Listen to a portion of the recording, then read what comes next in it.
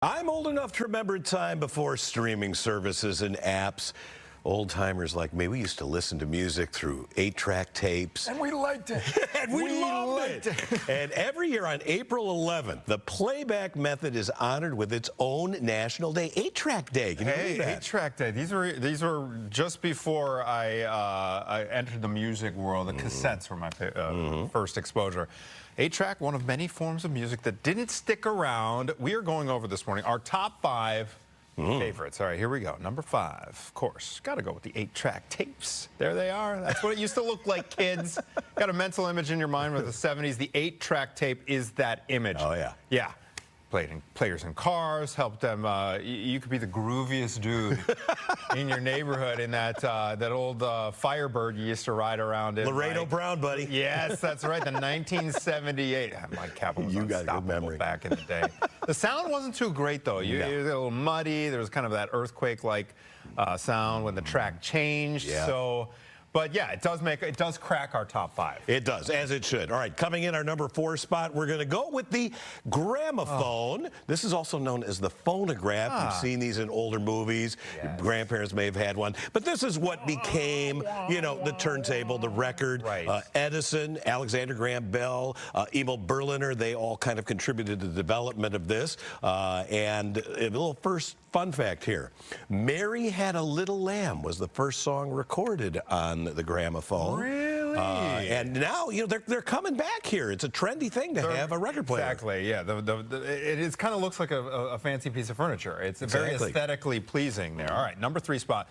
This is a pretty illegal but popular way of downloading music back in the day. The free file sharing app for computers. You can maybe see where this one is going. Instead of buying music, people could just download it for free. LimeWire. Yep. Sure, you ran the risk of giving your computer a virus, but hey, you gotta take risks in life, everybody. Especially if you really like the song. You really blame folks.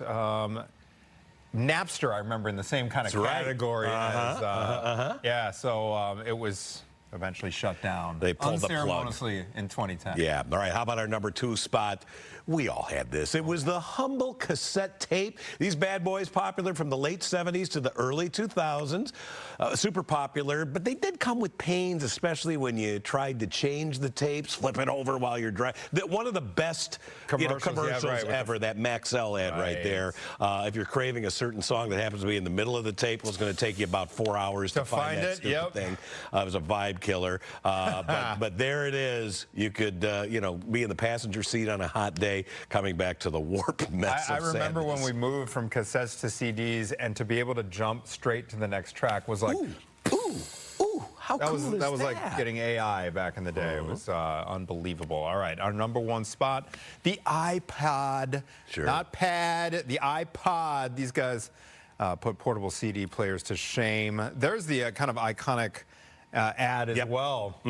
You know, this campaign across the world, you know, these iPods, they were tiny. They could store, I mean, hundreds of songs. Yeah, well, right? It was incredible. You categorize them. Yeah, exactly. You talk about easy access, the portability of this thing. Remember the old, like, wheel? Yes. You could just use to rifle through. Scroll through. I actually missed that. Yeah, like, this is bringing back some good memories. You probably still have one in a closet, in a shoebox or something. Exactly. Maggie probably knows where to find it if you don't know. Yeah, exactly. It led to the iPod Touch and everything.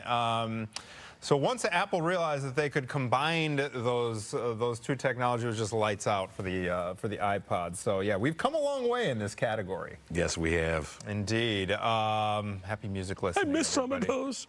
I want my old mixtape. Spotify now. It just doesn't have the same, I don't know, nostalgic value. No.